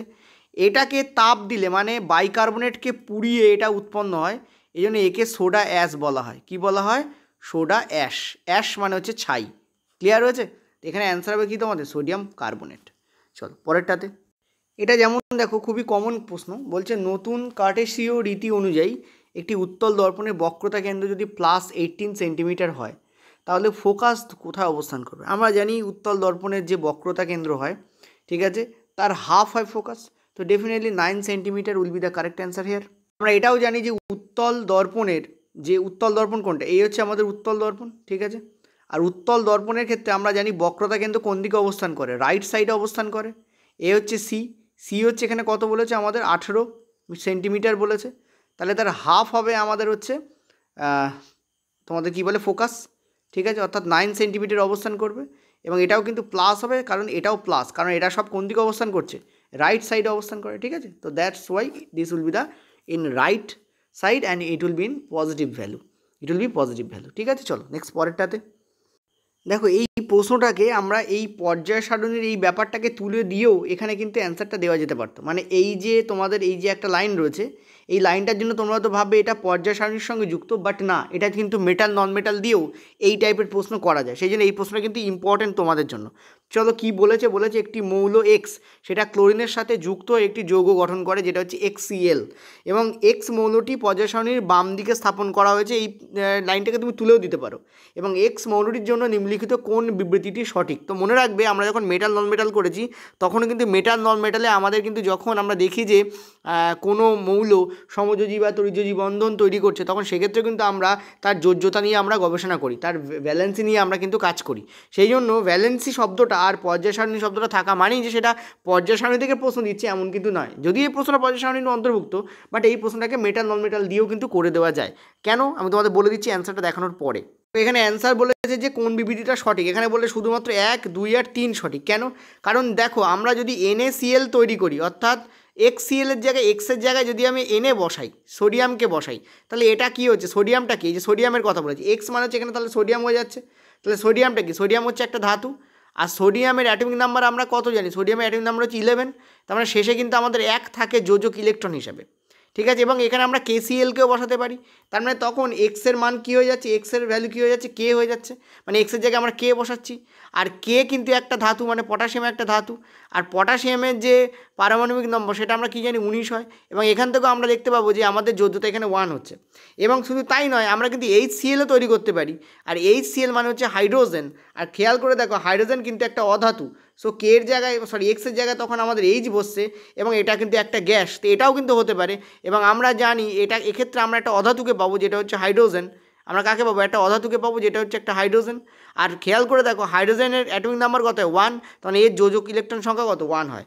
তো এই তিনটে আমাদের খাটবে, কিন্তু এটা আমাদের খাটবে না, কারণ 5টা যোজ্যতা সম্পন্ন কোনো ইলেকট্রনের সঙ্গে এ ম্যাচ করছে না, ঠিক আছে। So correct answer will be this.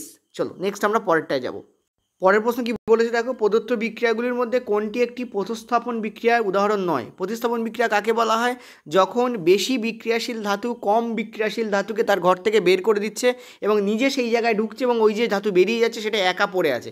এখানে দেখো কে একা পড়ে আছে, তুমি দেখতে পাচ্ছ এখানে অনেক জায়গাতে আমরা দেখতে পাচ্ছি আমরা একা পড়ে থাকা ধাতুকে দেখতে পাচ্ছি। শুধু একা পড়ে আছে দেখলে আমরা এখানে অ্যান্সার করতে পারবো না। এবার একটা জিনিস ভাবো, তোমাকে এখানে বলেছে কোনটা প্রতিস্থাপন বিক্রিয়ার এক্সাম্পল নয়, তার মানে বেশিরভাগই আমরা এখানে প্রতিস্থাপন বিক্রিয়াই পাবো। খেয়াল করে দেখো, পিবি কিন্তু কপারের থেকে বেশি বিক্রিয়াশীল, সো এই দেখো পিবি কপারকে বের করে দিচ্ছে এবং দিয়ে নিজে কপার জায়গায় ঢুকে যাচ্ছে। দেখো কপার ক্লোরাইড ছিল, সেখানে লেড ক্লোরাইড করে দিচ্ছে, আর কপারকে দেখো একা রেখে দিয়েছে, তার মানে এটা প্রতিস্থাপন বিক্রিয়া। নেক্সট দেখো জিঙ্ক, সে কপারকে হটিয়ে দিচ্ছে, দিয়ে কপারের জায়গায় বসে পড়ছে, আর কপার তোকে একা পড়ে আছে, তো এটাও আমাদের কি, এটা প্রতিস্থাপন বিক্রিয়া।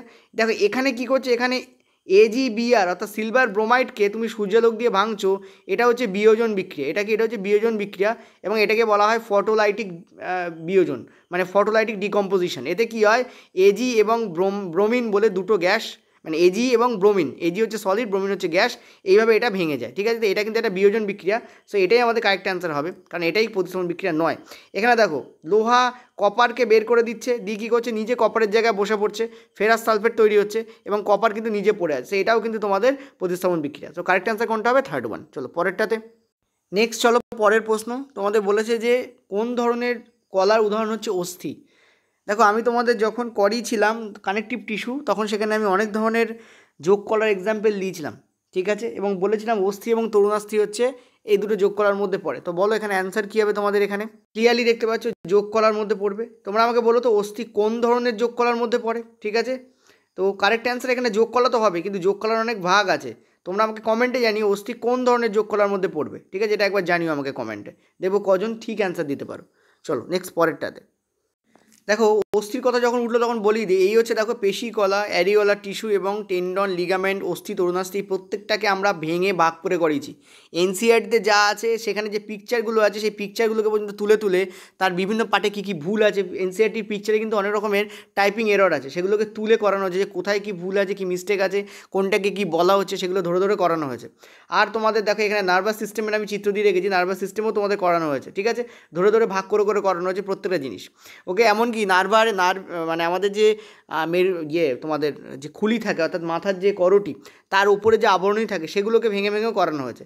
তো এই নাম্বারটা 8670838797 এই নাম্বারে তোমরা কোয়ারি করে নিও, তাহলে তোমরা পেড কোর্সে জয়েন করতে পারবে, ঠিক আছে। এছাড়াও তোমরা অ্যাপ ডাউনলোড করতে পারো, অ্যাপের লিঙ্ক তোমরা নর্মালি যদি ইউটিউবে যাও তাহলে তুমি পেয়ে যাবে আমাদের ভিডিও ডেসক্রিপশানে। আর যদি তুমি প্লে স্টোরে যাও, সেই প্লে স্টোরে গেলে তুমি সার্চ করবে WB এক্সাম পোর্টাল বলে, তাহলে তুমি একটাই অ্যাপ পাবে, আর সেই অ্যাপটার মধ্যে কিন্তু এই সমস্ত পার্ট দেওয়া আছে, তোমরা চাইলে কিন্তু কিনে নিতে পারো, 100 টাকা করে ছাড় আছে। এছাড়াও 15ই আগস্টের দিন আমাদের কিন্তু একটু অতিরিক্ত ছাড় আসবে, তো ওখান থেকেও 15ই আগস্টের দিনও তোমরা কিনতে পারো। বাট দেখো প্রত্যেকটা দিন যাচ্ছে, একটা করে দিন কিন্তু পিছিয়ে যাচ্ছে, সামান্য 100 টাকা বা 50 টাকা সেভ করার জন্য আমি বলবো তার আগে কিনে নেওয়া ভালো, ঠিক আছে, যদিও 15ই আগস্ট কাছাকাছি আছে, কারণ আজকে তোমাদের 8 তারিখ, ঠিক আছে। চলো নেক্সট পরের প্রশ্ন। দেখো এটা খুবই কমন কোশ্চেন, সেই জন্য আমি রাখিনি, আমি তোমাদের একটা ত্রিভুজ বলেছিলাম, মনে করে দেখো, ঠিক আছে, যেখানে আমরা দেখতে পেয়েছিলাম কি এই জায়গায় হচ্ছে আমাদের ভি থাকে, এখানে হচ্ছে আমাদের আর থাকে, আর এখানে আমাদের কি থাকে, আই থাকে, ঠিক আছে, ভি আর আই।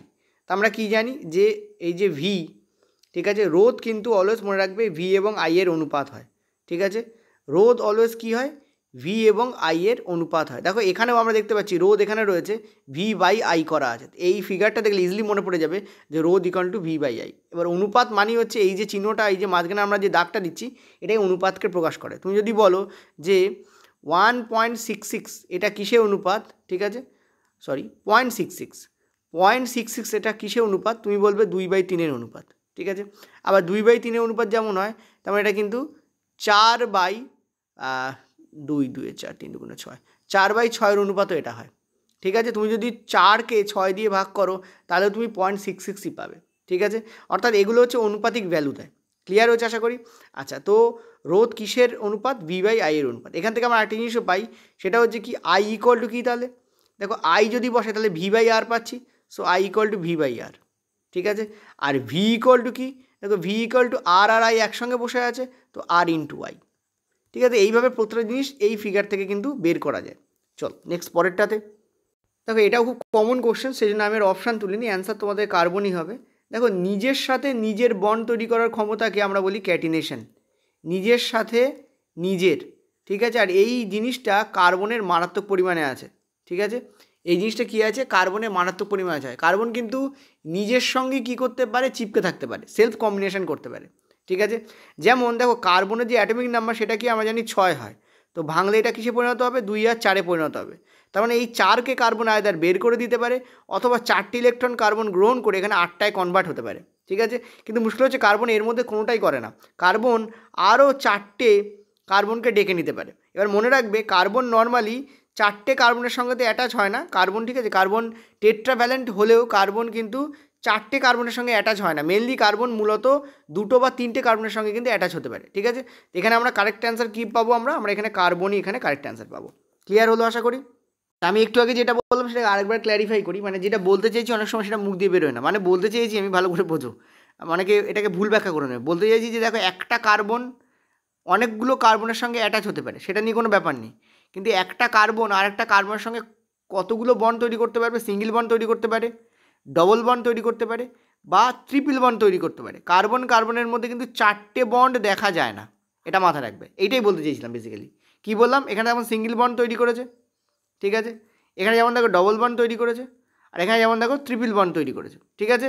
কিন্তু কার্বন অনেকগুলো কার্বনের সঙ্গে, একটা কার্বন অনেকগুলো কার্বনের সঙ্গে অ্যাটাচ হতে পারে, সেটা নিয়ে ব্যাপার নেই। আমি বলতে চাইছি যে কীভাবে বন্ড তৈরি করে সেটাই আমি এখানে বলতে চেয়েছিলাম, ঠিক আছে। যে সিঙ্গেল, ডবল আর ট্রিপল, ওই জন্য বলেছিলাম যে 4টে তৈরি করে না। এটাকে বলতে গিয়ে একটু অন্যভাবে বলেছি, ওই জন্য আমি আরেকবার ক্ল্যারিফাই করে দিলাম, ঠিক আছে। এখানে অ্যান্সার কী হবে, কার্বন হবে অ্যান্সার। চলো নেক্সট পরেরটাতে।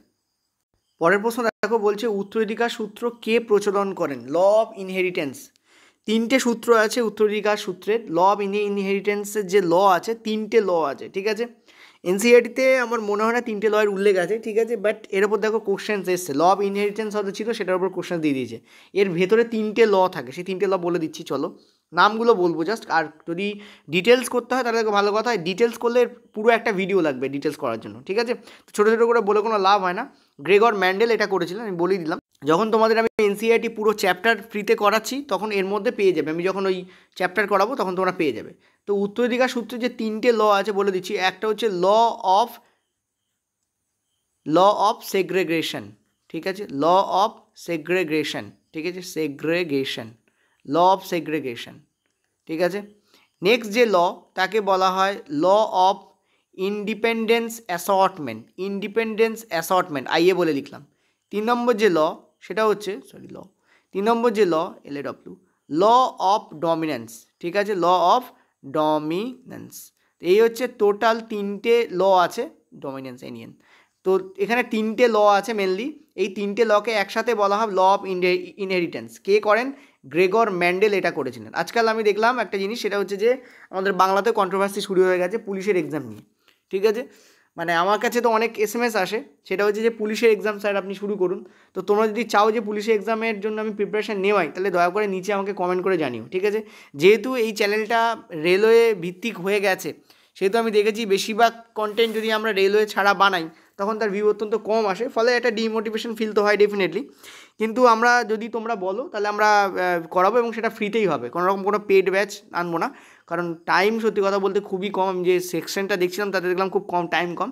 কিন্তু একটা কথা বলি, এখানে যে সায়েন্সের যদি কোনো পার্ট থাকে, আর যারা সায়েন্স নিয়েছো তাদের অন্য কথা কিছু লাগবে না, ব্যাস হয়ে যাবে ওর থেকে, কারণ ওর থেকে অনেক লো লেভেলের সায়েন্স আসে সোজা কথা বলতে।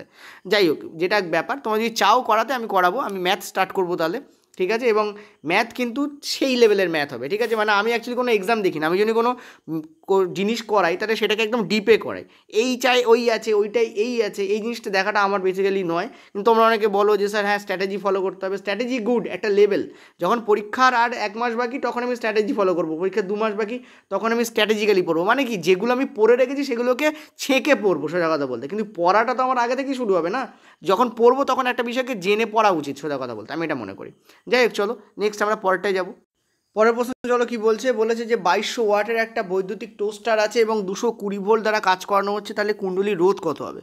মানে VAR এর যে মান তার সঙ্গে ওয়াটের যে সম্পর্ক আছে সেইটা দিয়ে করতে হবে। এবার তোমার ধরো মনে হলো যে আমার স্যার আর এর সঙ্গে V এর সঙ্গে এবং ওয়াটের সঙ্গে যে সম্পর্ক আছে সেটা আমার মনে নেই। আমার সিম্পলি স্যার মনে আছে যে ওয়াট সঙ্গে VRI এর কী সম্পর্ক, আমি কি স্যার VII দিয়ে রোধ বার করতে পারবো? হ্যাঁ পারবে, কেন পারবে না, কোনো অসুবিধা নেই, তো করে দেখাচ্ছি চলো। দেখো ফর্মুলাতে আসবে, এইটা আমাদের অ্যান্সার আসবে। দেখো আমরা জানি যে ওয়াট ইকুয়াল টু, আমরা কী জানি, আমরা জানি ভি ইন্টু আই, এটা আমরা জানি। ঠিক আছে, তো এখান থেকে আমাদের ওয়াট কী দেওয়া রয়েছে, 2200 ওয়াট দেওয়া রয়েছে। আর ভি এর ভ্যালু কী দেওয়া রয়েছে, 220 ইকুয়াল টু আমাদের কী দেওয়া রয়েছে, আই দেওয়া রয়েছে। ঠিক আছে, সেখান থেকে আমাদের ক্যালকুলেট করি, আমরা এখানে কী দেখতে পাচ্ছি, আমরা দেখতে পাচ্ছি 10। ঠিক আছে, তো 10 আসছে আমাদের আই। তা আমরা কি এটা দিয়ে স্যার রোধ ক্যালকুলেট করতে পারবো? ইয়েস, ডেফিনেটলি পারবো, ডেফিনেটলি পারবো, কেন পারবো না। দেখো রোধের ফর্মুলা আমরা কী জানি, আমরা জানি ভি বাই আই। ঠিক আছে, তো রোধ ইকুয়াল টু, তাহলে এখানে কী হবে, ভি কত আমাদের 220 আর আই আমাদের কত 10 আমরা বের করেছি, তো এটা আমাদের কী হবে, এই দাঁড়াবে। তো correct answer will be this. এটা করাও ভেরি ইজি। এটাতে তুমি যদি করবে, দেখো রোধের ফর্মুলা স্কোয়ার ফাট চলে আসে, বাট তুমি এটা নর্মালি করো তাও তুমি অ্যান্সার একই পাবে। সো কেন ওসব জিনিস করতে যাবে? ঠিক আছে, তো this will be the correct answer. স্পিডে করলাম, অ্যান্সার বেরিয়ে গেল। চলো নেক্সট পরেরটাতে। চলো নেক্সট পরেরটা দেখো, বলছে নিচের কোনটি ক্ষার নয়। দেখো ক্ষার কাকে বলা হয় জানো? যখন ক্ষারক জলে দ্রবীভূত হয় তখন তাকে ক্ষার বলা হয়। এই প্রশ্নের উত্তরে রেল যেটা নিয়েছে সেটা একটু বলে দিই তোমাদের। এইটা অ্যান্সার নিয়েছে, অর্থাৎ বলতে চাইছে lithium oxide, lithium hydroxide, barium hydroxide এবং এই যে তোমাদের রয়েছে অর্থাৎ অ্যামোনিয়াম হাইড্রক্সাইড, এরা তিনটেই জলে দ্রবীভূত হয় এই তোমাদের রেল অনুযায়ী। ঠিক আছে, জলে দ্রবীভূত হয় এবং জলে দ্রবীভূত হওয়ার কারণে এরা কিন্তু ক্ষার দেয়। ঠিক আছে, কিন্তু ক্ষার মানে হচ্ছে অ্যালকালি, এর ইংলিশ হচ্ছে অ্যালকালি। ঠিক আছে, আর তোমরা যেটা বলো না ক্ষারক, অ্যাকচুয়ালি যেগুলো জলে দ্রবীভূত হয় না সেগুলোকে আমরা ক্ষারক বলি বা বেস বলি। ঠিক আছে, সেগুলো আমরা ক্ষারক বা বেস বলি। যেমন CuOH2, এ কিন্তু জলে দ্রবীভূত হয় না, এর হচ্ছে জলে অদ্রবীভূত। যেহেতু জলে এ অদ্রবীভূত, ফলে একে আমরা কি বলবো, একে আমরা বলবো অনলি ক্ষারক, একে আমরা ক্ষার বলবো না, মানে দিস ইজ বেস।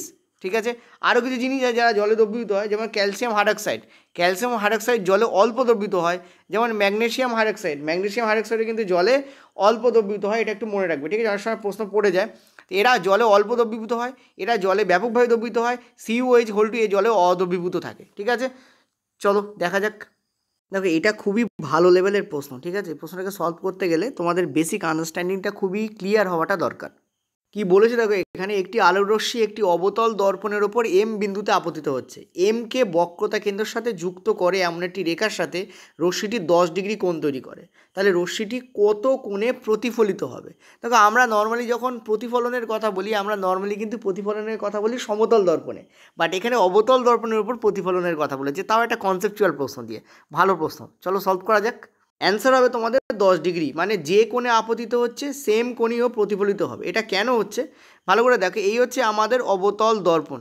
বলছে একটা রশ্মি আসছে এবং যে রশ্মিটা অবতল দর্পণের উপর মনে করো এম বিন্দুতে প্রতিফলিত হচ্ছে, এইটা ধরে নাও এম বিন্দু। দিস ইজ এম বিন্দু।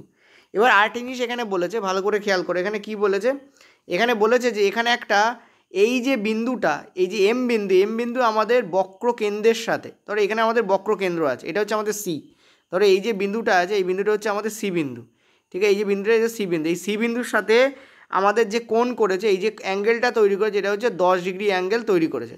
তোমাদের বলেছে এই যে রেখাটা এখানে আপতিত হয়েছে সেটা কত ডিগ্রি কোণে এখানে রিফ্লেক্ট ব্যাক করবে। ঠিক আছে, কত ডিগ্রি কোণে সেটা কি করবে, রিফ্লেক্ট ব্যাক করবে, এটাই তোমাদের জিজ্ঞাসা করেছে। কত ডিগ্রি কোণে সেটা রিফ্লেক্ট ব্যাক, মানে এই যে অ্যাঙ্গেলটা, রিফ্লেকশনের যে অ্যাঙ্গেল হবে সেটা কত ডিগ্রি কোণে রিফ্লেক্ট করবে সেটাই তোমাদের জিজ্ঞেস করেছে। দেখো দর্পণ রিফ্লেক্টটা করতেই পারে, লেন্স হলে প্রতিসরিত করতো, কিন্তু দর্পণ কিন্তু রিফ্লেক্ট করবে। ঠিক আছে, তো কত ডিগ্রি কোণে রিফ্লেক্ট করবে সেটাই তোমাদের এখানে জিজ্ঞেস করেছে। এবার তোমরা যদি কনসেপ্ট না জানো তাহলে তোমাদের প্রবলেম হয়ে যাবে। তোমরা জানো যে পয়েন্ট টু পয়েন্ট, তোমরা জানো যে এখানে যদি ভালো করে বুঝবে, এই যে আমাদের এই যে রেখাটা টানা হয়েছে না, এই যে রেখাটা মনে রাখবে আপতন বিন্দুর সঙ্গে এই যে সি অর্থাৎ বক্রকেন্দ্র যে রেখা তৈরি করে সেটা কিন্তু আমাদের হয় একটা নর্মাল। দাঁড়াও 1 মিনিট, নর্মালটাকে একটু স্টেডি আঁকি।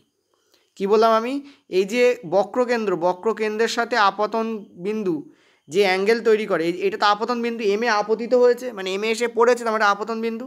মনে রাখবে বক্রকেন্দ্রের সঙ্গে সি যে মানে সরি এই যে এম আর সি এই যে রেখাটা তৈরি করবে, এটা একটা নর্মাল হয়, এটা কি একটা নর্মাল হয়। ঠিক আছে, তার মানে এই জায়গায় এ নর্মালের সঙ্গেই 10 ডিগ্রি কোণ উৎপন্ন করেছে, মানে এটা বেসিক্যালি কি, এটা বেসিক্যালি প্রতিফলন কোণ। এই যে এটা বেসিক্যালি কি, এটা হচ্ছে বেসিক্যালি প্রতিফলন কোণ।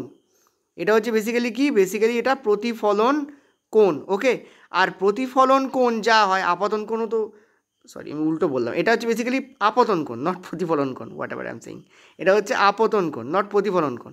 আর আমরা কি জানি, আপতন কোণ প্রতিফলন কোণের সমান হয়, আপাতন কোণ মানে আই, আর প্রতিফলন কোণ মানে হচ্ছে আর। তো আমরা কী জানি, আপাতন কোণ প্রতিফলন কোণের সমান হয়, তার মানে আইয়ের মান যদি 10 হয় আর এর মানও কী হবে, 10ই হবে। তো this will be the correct answer, that is Y. ঠিক আছে, আবারও বোঝাচ্ছি, ভালো করে বোঝো। এখানে বলেছে একটা অবতল দর্পণ আছে যার উপরে একটা রশ্মি আছে যেটা এম বিন্দুতে পতিত হচ্ছে। এমের সঙ্গে তুমি বক্রকেন্দ্রকে অ্যাড করলে তুমি একটা রেখা পাচ্ছ, এবং ওই রেখার সঙ্গে এই যে আপতিত রশ্মি সেটা 10 ডিগ্রি কোণ উৎপন্ন করছে। ঠিক আছে, তোমাদের কি জিজ্ঞেস করেছে, তোমাদের জিজ্ঞেস করেছে তাহলে সে কত ডিগ্রি কোণে প্রতিফলিত হবে। দেখো আমরা জানি যে যখনই আপতন বিন্দু আসছে আর যখন বক্রকেন্দ্র আসছে, দুটোকে যখন তুমি যোগ করাচ্ছ তুমি একটা নর্মালকে পাবে, অর্থাৎ একটা লম্বকে পাবে। ঠিক আছে, একটা কাকে পাবে, একটা লম্বকে পাবে। ঠিক আছে, এবার একটা বিষয় ভালো করে বোঝো, একটা জিনিস বলে দিচ্ছি তোমাকে, বারবার বলছি লম্ব পাবে, লম্ব পাবে। তোমার তো প্রশ্ন করা উচিত লম্ব আসতে কোথা থেকে, এখানে এখানে কোনো ফ্ল্যাট সারফেস না, ইয়েস আছে। তুমি যদি এখানে একটা স্পর্শক অঙ্কন করো, তাহলে মনে রাখবে, স্পর্শকটা একটু বেঁকে গেল, তুমি যদি একটা স্পর্শক অঙ্কন করো তুমি মনে রাখবে এই স্পর্শকের ওপর এই যে তোমাদের রেখাটা দাঁড়িয়েছে এটা এখানে লম্ব তৈরি করবে। ঠিক আছে, এই যে স্পর্শক এটা হচ্ছে একটা স্পর্শক বা ট্যানজেন্ট, এই ট্যানজেন্টের ওপর এটা হচ্ছে একটা স্পর্শক বা ট্যানজেন্ট। ঠিক আছে, ট্যানজেন্ট, এই ট্যানজেন্টের ওপর এই যে রেখা, ঠিক আছে, এই যে আমাদের সিএম রেখা, এটা একটা কী তৈরি করবে, একটা লম্ব তৈরি করবে। আমরা জানি স্পর্শকের ওপর রেডিয়াস, এটা তো রেডিয়াস। দেখো এই যে অবতল দর্পণ আছে, অবতল দর্পণ কিন্তু বেসিক্যালি একটা কাল্পনিক সার্কেল, আর কাল্পনিক সার্কেলের মধ্যবিন্দু হচ্ছে এই সি। তো সি হচ্ছে একটা রেডিয়াস মানে ব্যাসার্ধ, ব্যাসার্ধ স্পর্শকের ওপর লম্ব অঙ্কন করে, ব্যাসার্ধ স্পর্শকের সাথে লম্বতে কাটে, অর্থাৎ 90 ডিগ্রিতে কাটে। আর এটা যেহেতু লম্ব তার মানে এটা নর্মাল হয়ে যাচ্ছে, মানে অবিলম্ব হয়ে যাচ্ছে, আর অবিলম্বের সাথে আপতিত রশ্মি আপতন কোণ তৈরি করে।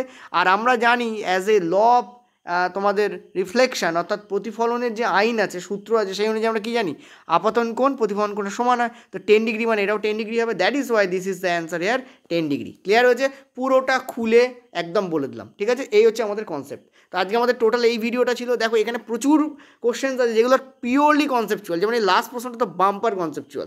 ঠিক আছে, খুবই ইজি, জানলে তো উইদিন সেকেন্ডে অ্যান্সার হবে। এটা 10 ডিগ্রি হবে তো 10 ডিগ্রি হবে, বাট কেন 10 ডিগ্রি হবে সেটার উপরেই কিন্তু কনসেপ্ট নির্ভর করছে। এরকম কনসেপ্ট যদি শিখতে চাও পেড ক্লাস জয়েন করতে পারো ফ্রিতেও। তোমাদের যখন এনসিআরটি পড়াবো তখন আমি কনসেপ্ট বলবো, চিন্তা করার কোনো কারণ নেই। আর একটা কথা বলি, পৃথিবীতে কেউ পেড কোর্স করে চাকরি পেয়েছে এমন ব্যাপার নয়। পেড কোর্স পড়ো আর ফ্রি কোর্স পড়ো, যাই তুমি পড়ো না কেন,